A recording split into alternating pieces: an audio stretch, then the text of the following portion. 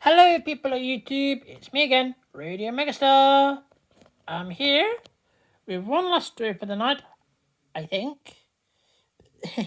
This one, Thomas comes to breakfast. Ooh, let's see what happens, shall we? Are you ready? 3, 2, 1, and go. Of course, we've got the intro. Please, please, please, please, please, like, subscribe, and post in the comments. Down in the comments, please. Thank you.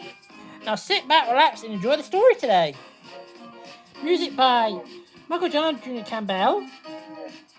Directed by David Mitten. Let's go.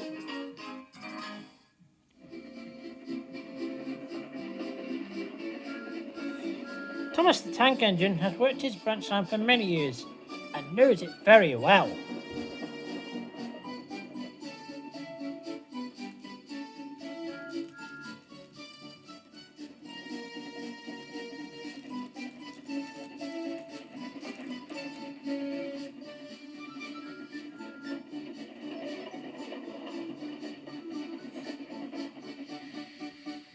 You know just where to stop, Thomas, said his driver. You could almost manage it without me. Thomas had become conceited. He didn't realize his driver was joking. Later, he boasted to the others. Driver says I don't need him now. Don't be daft, snorted Percy. I'd never go with my driver, said Toby earnestly. I'd be frightened. Poor, boasted Thomas. I'm not scared. You'd never dare. I would then. You'll see. Next morning, the firelighter came. Thomas drowsed comfortably as the warmth spread through his boiler.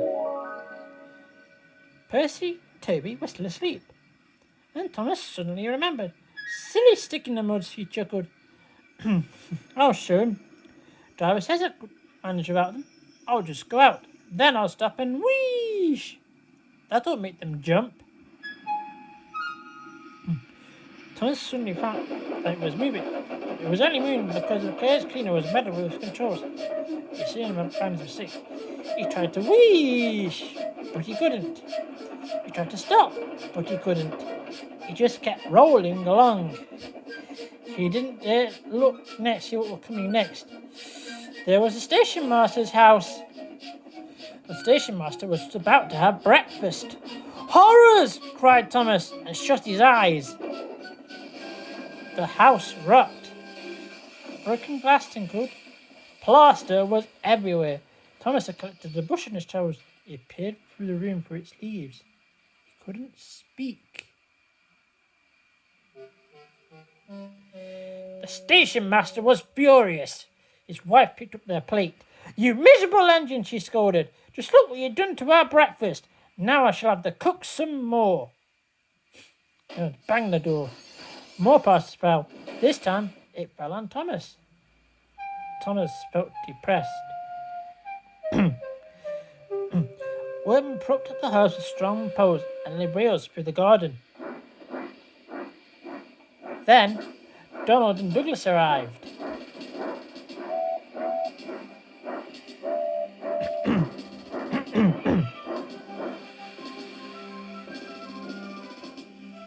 Don't bash yourself, Thomas. We'll soon have you back on the rails, they laughed.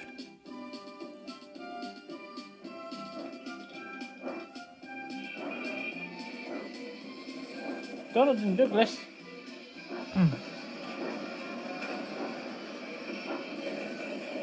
Douglas puffing hard, managed to hold Thomas back to safety. Bits of fencing, the bush, and the broken window frames festooned his front, which was badly twisted.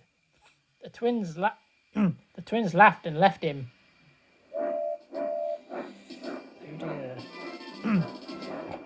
Thomas was in disgrace, though there was worse to come. You are a very naughty engine, said Top Hat. I know, sir. Sorry, sir. Thomas was muffled behind his bush. You will go to the works and have your front mended. It will be a long job. Meanwhile, a diesel rail car will do your work. Thomas, what's it? Yes, Thomas? Diesels always stay in their shed until they are wanted. They they never gallivant off to breakfast in station masters' houses. Jesus, Louise woman, like I said in the last video, get priorities straight. Oi. Goodbye, folks.